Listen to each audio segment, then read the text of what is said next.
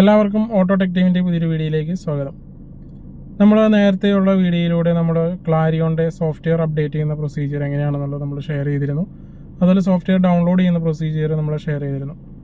അപ്പോൾ ചില മോഡൽ വാഹനങ്ങളിൽ ചിലരൊക്കെ അപ്ഡേറ്റ് ചെയ്ത് കഴിയുമ്പോൾ എറർ കാണുന്നതായിട്ട് ഷെയർ ചെയ്തു.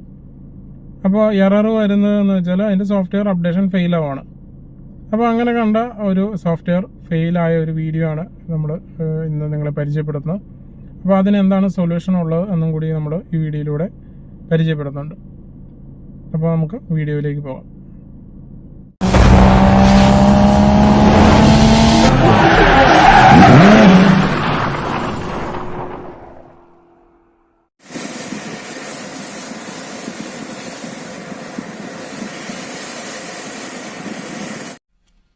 ഇപ്പോൾ നമ്മൾ കണ്ട വീഡിയോ മാരുതിയുടെ ടോപ്പ് എൻഡ് വാഹനങ്ങൾ വരുന്ന ക്ലാരിയോൻ്റെ ഒരു സ്റ്റീരിയോയുടെ സോഫ്റ്റ്വെയർ അപ്ഡേറ്റ് ചെയ്ത് പോകുന്ന ഒരു എററാണ്.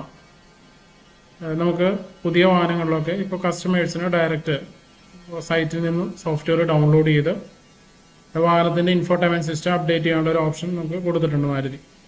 അപ്പോൾ അങ്ങനെ ചെയ്യുമ്പോൾ ശ്രദ്ധിക്കേണ്ട ഒരു കാര്യം ആണ് നമ്മൾ ഈ വീഡിയോയിലൂടെ പരിചയപ്പെടുന്നത്. അതായത് ഗ്ലോബൽ ഇൻഫോർടൈൻമെൻറ്റ് സിസ്റ്റം എന്ന് പറയുന്ന ഒരു പോർട്ടലാണ്. ഈ പോർട്ടലിൽ കൂടിയാണ് നമ്മൾ ആ സോഫ്റ്റ്വെയർ ഡൗൺലോഡ് ചെയ്യുക.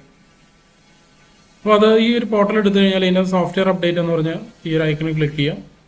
നമ്മൾ അതിൻ്റെ മോഡൽ സെലക്ട് ചെയ്യുക. മോഡൽ സെലക്ട് ചെയ്യാനായിട്ട് നമ്മൾ നേരത്തെ ഒരു വീഡിയോ ഒക്കെ നമ്മൾ ഡൗൺലോഡ് ചെയ്യുന്ന പ്രൊസീജിയർ ഷെയർ ചെയ്തിരുന്നു. എന്നാലും ഒന്നുകൂടി പറയാം, ഇതിൻ്റെ അകത്ത് നമ്മൾ ഹോം സ്ക്രീനിൽ സെറ്റിംഗ് ബട്ടണിൽ പ്രസ് ചെയ്യുക. പ്രസ് ചെയ്ത് കഴിയുമ്പോൾ സോഫ്റ്റ്വെയർ അല്ലെങ്കിൽ അപ്ഡേറ്റ് സിസ്റ്റം ഇൻഫർമേഷൻ എന്ന് പറഞ്ഞൊരു ഐക്കൺ കാണാം. ഇതിൽ ക്ലിക്ക് ചെയ്യുക. ഇതിൽ ക്ലിക്ക് ചെയ്യുമ്പോൾ സോഫ്റ്റ്വെയർ വേർഷൻ എന്ന് പറഞ്ഞ് കാണിക്കും. ഇതിൽ ആദ്യം കാണിച്ചിരിക്കുന്ന 4 ഡിജിറ്റാണ്, അതായത് 63T4. അതാണ് അതിൻ്റെ മോഡൽ കോഡ് എന്ന് പറയുന്നത്. അപ്പോൾ നമ്മുടെ വാഹനത്തിലെ മോഡൽ കോഡ് ഏതാണെന്ന് നോക്കിയിട്ട് അത് വെച്ചിട്ടാണ് നമ്മൾ സോഫ്റ്റ്വെയർ ഡൗൺലോഡ് ചെയ്യുക. അപ്പോൾ നമ്മുടെ ഈ വാഹനത്തിലെ സോഫ്റ്റ്വെയർ എന്ന് പറയുന്നത് 55TA എന്ന് പറയുന്നതാണ് ഇതിൻ്റെ മോഡൽ എടുക്കുക. 55TA 04.03 അതാണ് ഈ വാഹനത്തിലെ വെർഷൻ എന്ന് പറയുന്നത്. അപ്പോൾ നമ്മൾ 55TA ഇതിൻ്റെ അകത്ത് സെലക്ട് ചെയ്യാം. സെലക്ട് ചെയ്യുമ്പോൾ ഇതിന് അവൈലബിൾ ആയിട്ടുള്ള അപ്ഡേറ്റ്സ് ഇതിൽ കാണിക്കും. അപ്പോൾ ഇതിൽ ശ്രദ്ധിക്കേണ്ട കാര്യം എന്ന് പറയുന്നത്, ഇതിൽ ഏറ്റവും താഴെ വന്നിരിക്കുന്നതാണ് ആദ്യത്തെ വെർഷൻ എന്ന് പറയുന്നത്, പഴയ വെർഷൻ 55TA 04.03. അപ്പോൾ നമ്മൾ ഈ വീഡിയോയിൽ നോക്കിക്കഴിഞ്ഞാൽ ഇതിലെ വെർഷൻ അത് തന്നെയാണ്. കറണ്ട് വെർഷൻ എന്ന് പറഞ്ഞ് കാണിച്ചിരിക്കുന്നത് 55TA 0.03 ആണ്. ഇനി version available on the device, അതായത് നമ്മൾ പെൻഡ്രൈവ് ത്രൂ ആണ് ഇത് അപ്ഡേറ്റ് ചെയ്യാം. അപ്പോൾ അങ്ങനെ അപ്ഡേറ്റ് ചെയ്യുമ്പോൾ ആ പെൻഡ്രൈവിൽ നമ്മൾ ഡൗൺലോഡ് ചെയ്തിട്ടിരിക്കുന്ന സോഫ്റ്റ്വെയർ ഏതാണെന്നുള്ളതാണ് ഇവിടെ കാണിക്കുന്നത്. അത് 55TA 0.05.60 ആണ്. അപ്പോൾ ഇതിൽ നോക്കിക്കഴിഞ്ഞാൽ 05.60 എന്ന് പറയുന്നത് ഏറ്റവും ലേറ്റസ്റ്റ് അപ്ഡേഷൻ ആണ്. നമ്മൾ സോഫ്റ്റ്വെയർ അപ്ഡേറ്റ് ചെയ്യുന്ന സമയത്ത് ഇതുപോലെ ഒരു എറർ വരുവാണെന്നുണ്ടെങ്കിൽ നമ്മൾ ആദ്യം ചെയ്യേണ്ട കാര്യം എന്ന് പറയുന്നത്, നമ്മുടെ സിസ്റ്റത്തിലുള്ള വെർഷന് തൊട്ടടുത്തുള്ള സോഫ്റ്റ്വെയർ ഡൗൺലോഡ് ചെയ്യുക എന്നുള്ളതാണ്. അതായത് 55TA 05 ആണ് തൊട്ടടുത്ത വെർഷൻ എന്ന് പറയുന്നത്. അതിനുശേഷം മാത്രമാണ് 05.60 അപ്ഡേറ്റ് ചെയ്യുള്ളൂ. ചില സമയത്ത് നമ്മൾ ഈ സോഫ്റ്റ്വെയർ ഡൗൺലോഡ് ചെയ്യാനായിട്ട് ശ്രമിച്ചു കഴിഞ്ഞാൽ ഇടയ്ക്കുള്ള സോഫ്റ്റ്വെയർ ഡൗൺലോഡ് ചെയ്ത് കഴിഞ്ഞാൽ ഏറ്റവും പുതിയ വെർഷൻ തന്നെയായിരിക്കും നമുക്ക് കിട്ടുന്നുണ്ടാവുക.